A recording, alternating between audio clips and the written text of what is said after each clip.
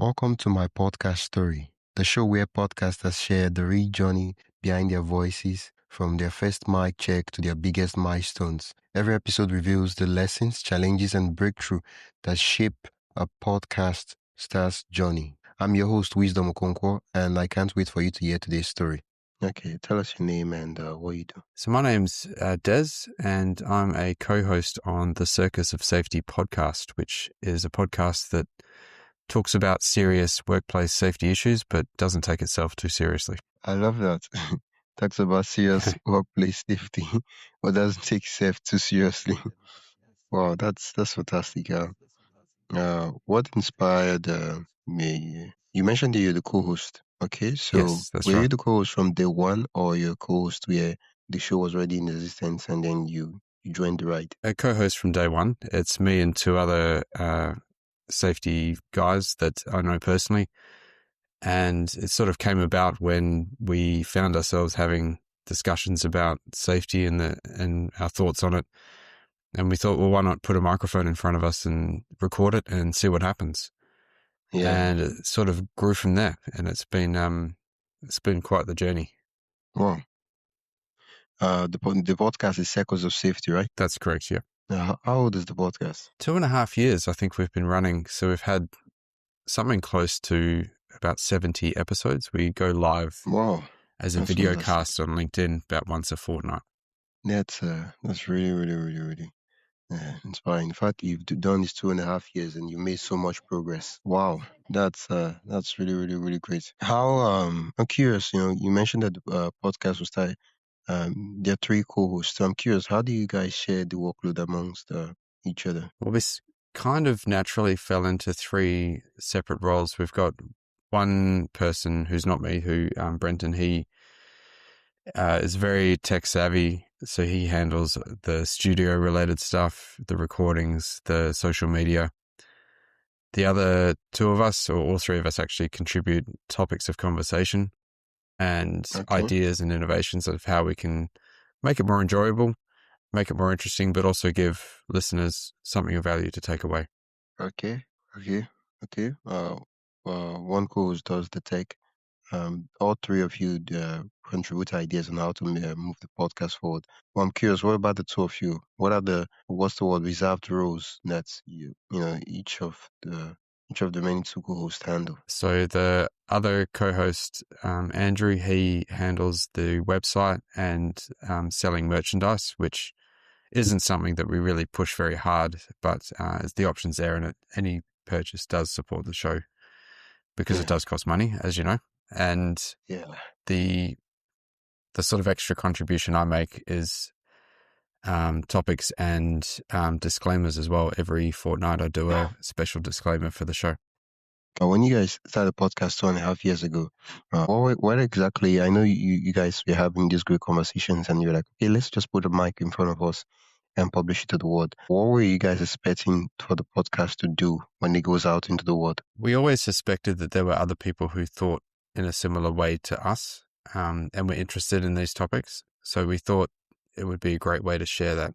And we've certainly found most of our uptake is from other workplace health and safety practitioners who are just interested in talking about these things. And it's a group of people that are quite motivated to explore these issues, and they're passionate about what they talk about. And so a lot of that sort of comes through in the discussions.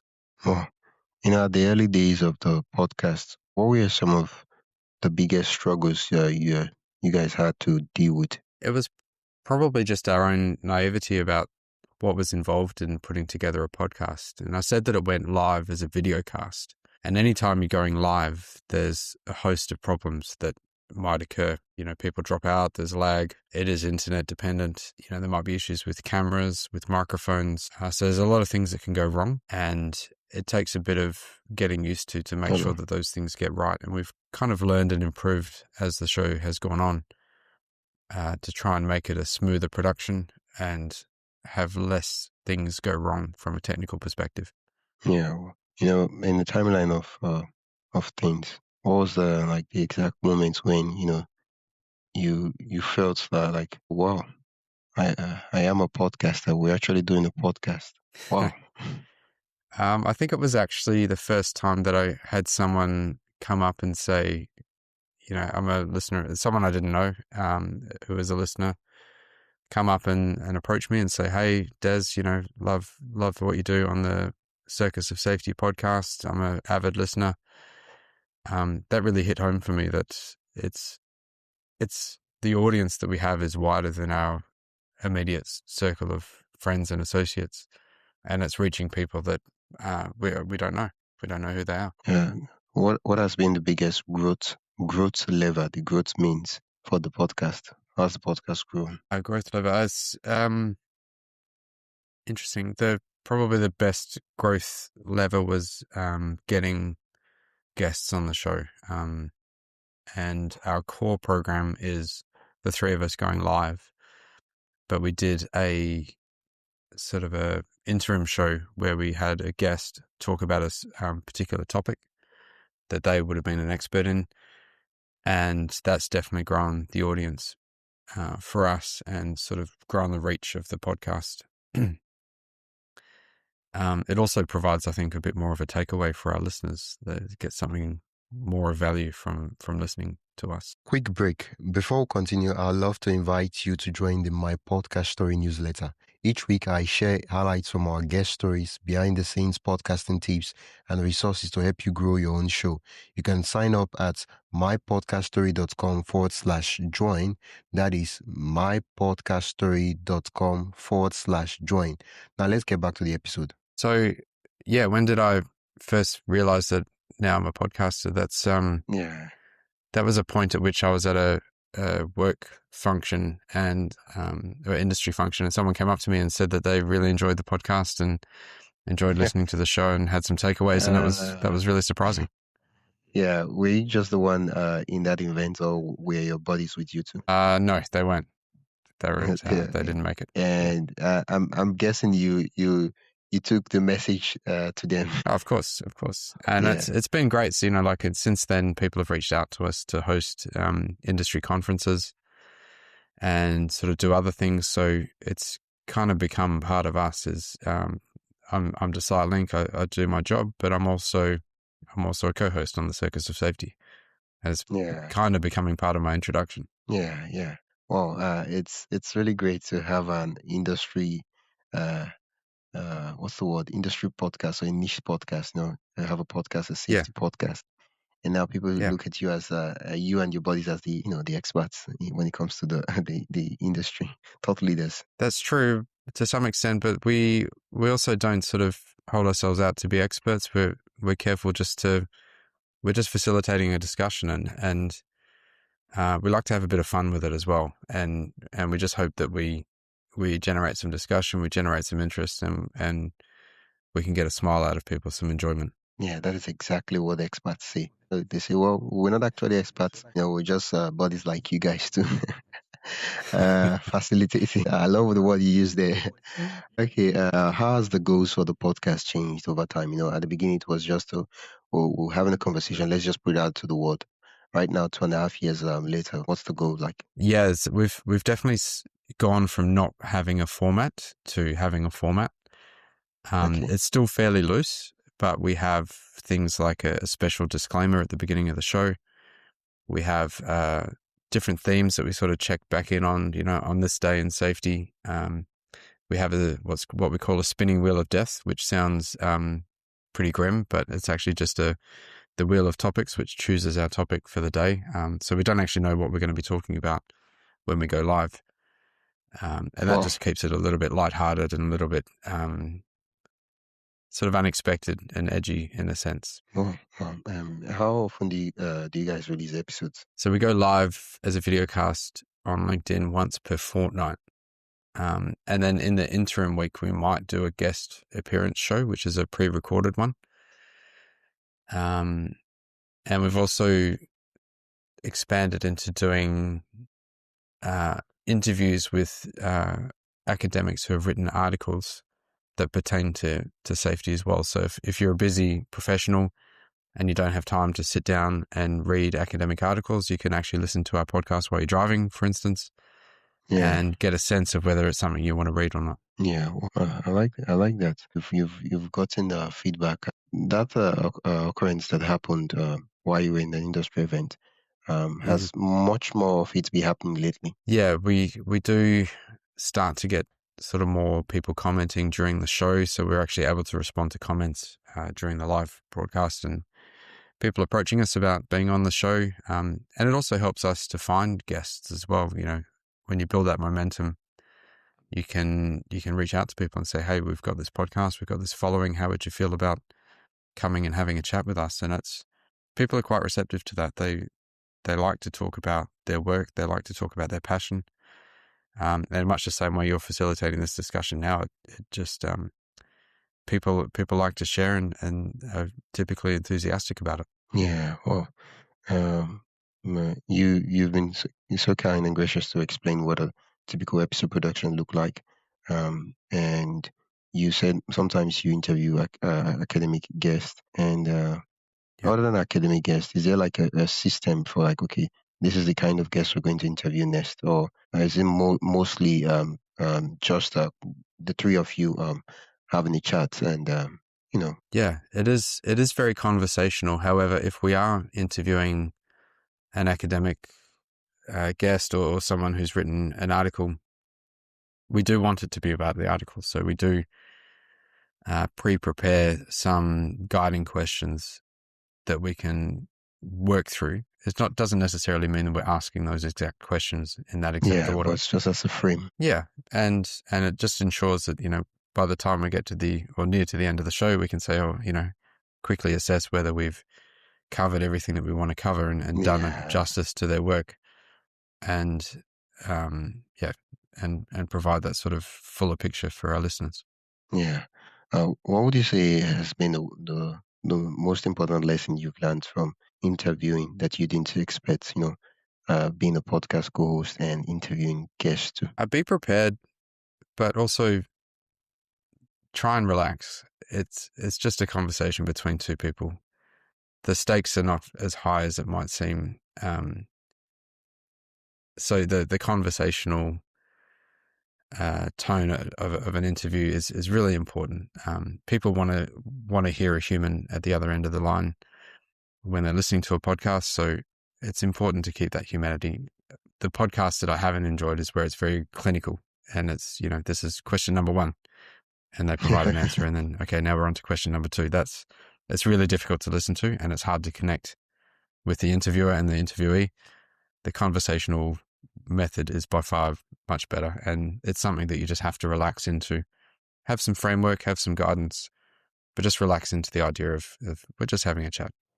Yeah, I'm a little bit hesitant to ask you this very next question, but the reason being that you mentioned that you guys are split the work of the podcast. But I'm curious, what are some of the tools you're aware that is used for the production of the podcast, to help stay consistent and organized? We use Trello, which is an organizing website. It's like a dashboard where we can put topics and suggest guests, and the others can pick up on that.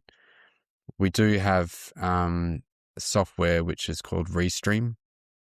Wow. And that's our studio, basically. So we log in, we record the show, we make sure everything's set up and going to work, and then we record the show, or we go live, and that facilitates us to be able to push that out as a live show on LinkedIn. Yeah. Well, Trello, Restream, what else? I think that's about it. Yeah. Okay. That's just those two. Yeah. Yeah. Well, when you guys do the interview, do you do in person, or is it more like, the three of you come together from all different parts of the world, or are you guys in the same room having this chat? No, we always have our sort of individual computers and mics and cams in different locations, and we're logging in using the internet, which generally works, but as you know, internet problems are always looming. We've had our own share today. Yeah, for sure. And so typically it's separately over the internet, but that wouldn't stop us. We have done a couple of shows where it's actually been a face-to-face interview that's been recorded, And Okay. there's a lot more work actually involved in that.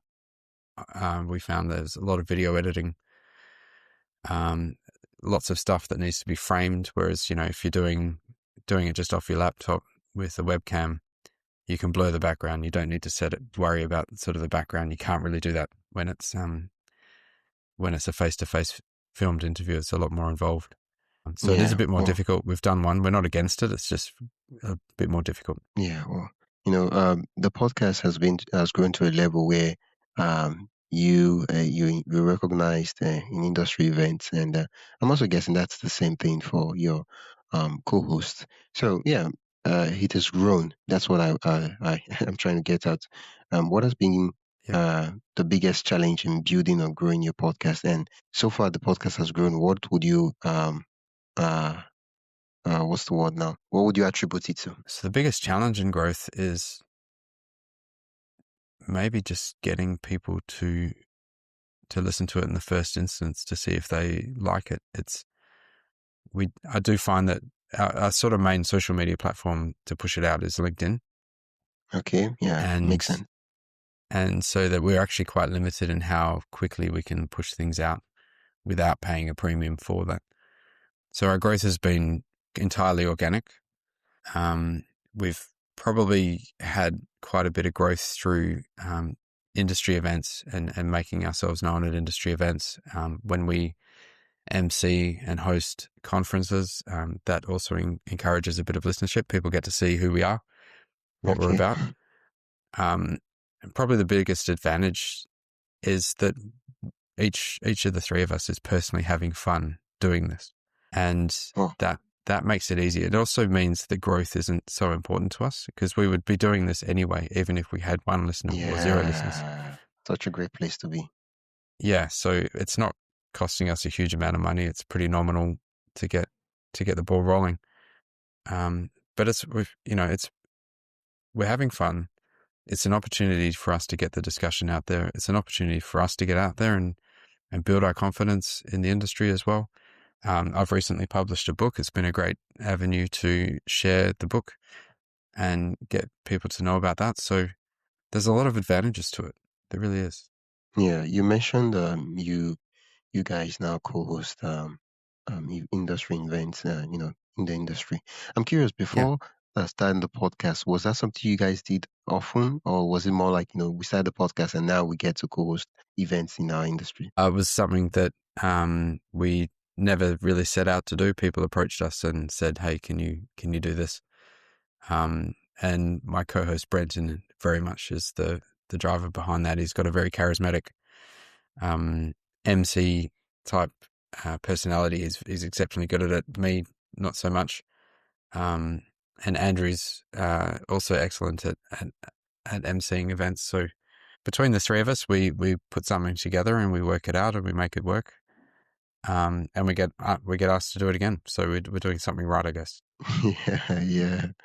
Oh, wow. I love that story. What has podcasting taught you about yourself? Well, it's sort of getting on the personal level a bit. I suffer from panic attacks whenever I have to public speak. Okay. And it's unpredictable. So sometimes it will happen, sometimes it will not. It's not something that I can have a full amount of control over, but the only real therapy I've got for it is exposure. And podcasting has really Yeah, helped me with that. And I've noticed that my confidence between show 1 and show whatever we're up to, 70, has yeah, definitely increased. I now have the confidence to appear on other podcasts as a guest. My public speaking ability has increased and I feel a bit more comfortable in that space. It doesn't mean that I don't get panic attacks. It just means that I'm able to manage them a bit better. yeah. Well, that's so much progress and personal improvements from a podcast.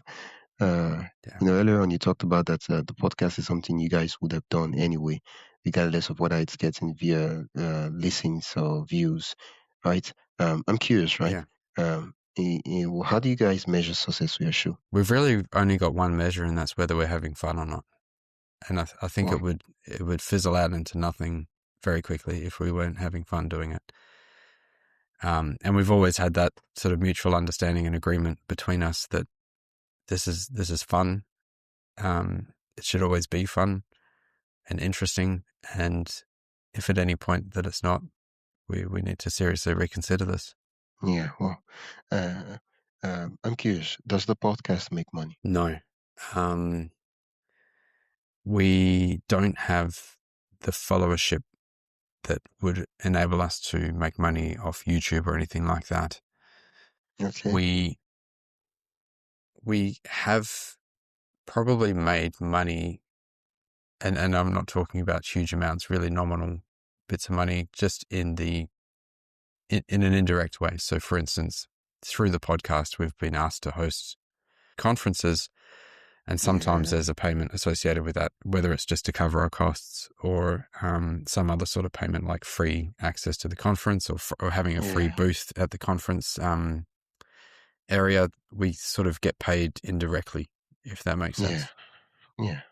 Oh, yeah, it makes sense. Plus, it's hard, it's making it easy to network in your industry versus if you didn't have the podcast. And now, yeah, I'm like, who are you? Yeah, exactly. And it actually makes it, it's a great industry to be a part of. I count myself pretty lucky, but it is nice. People recognize you. They come up to you. They speak to you.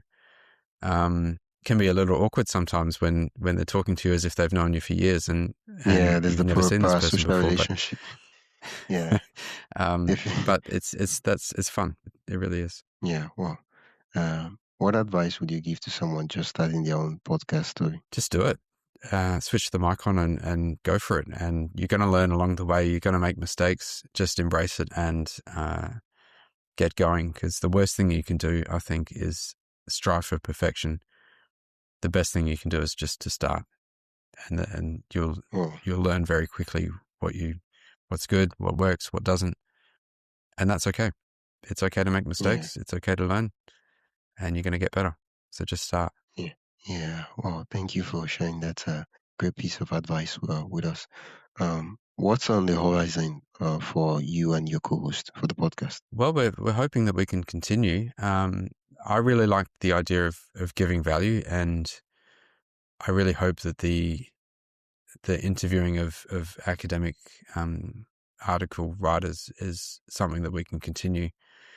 And on the horizon, in terms of growth, I just want to see us sustain the organic growth that we've had so far. There's a big safety market out there. There's a lot of people in the industry.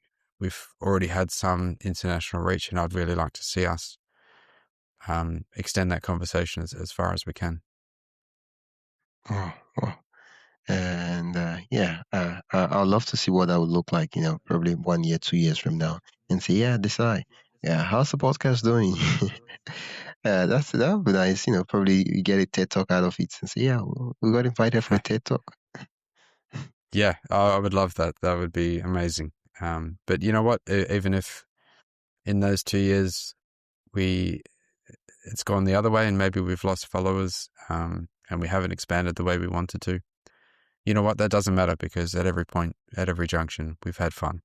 Yeah, and you get to create great memories with your buddies and your friends. And so, we did that podcast and it was really great chatting every, I don't know, the times you do the interviews and say, you get to really understand each other. And I think, as you mentioned earlier, it's it's sort of therapeutic for you. Yeah, that's a good way to put it. It's a form of therapy. Yeah. Yeah. Well, thank you so much for sharing that advice with us.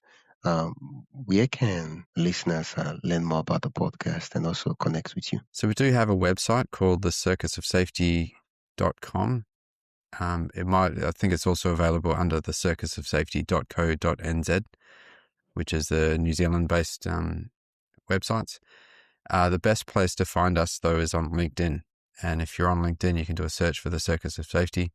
You can also find us on TikTok, YouTube, and on any sort of podcatching app. So Apple Podcasts, Spotify. yeah, there's a whole list of them, but you should be able to find us on any of those apps. Yeah, well, thank you. I'll put the links mentioned in the description so listeners can click and go directly to the site. It's been an absolute delight chatting with you, Desai. It's been a real pleasure. Thank you. Yeah. I will stop the recording. Thank you. That's it for today's episode of my podcast story. I hope you enjoyed listening to this journey as much as I enjoyed sharing it with you. If you found value in today's episode, make sure to subscribe and leave a review. It really helps others discover the show. And don't forget to join the newsletter at mypodcaststory.com/join for more stories and podcasting insights. Until next time, keep telling your story because someone out there needs to hear it.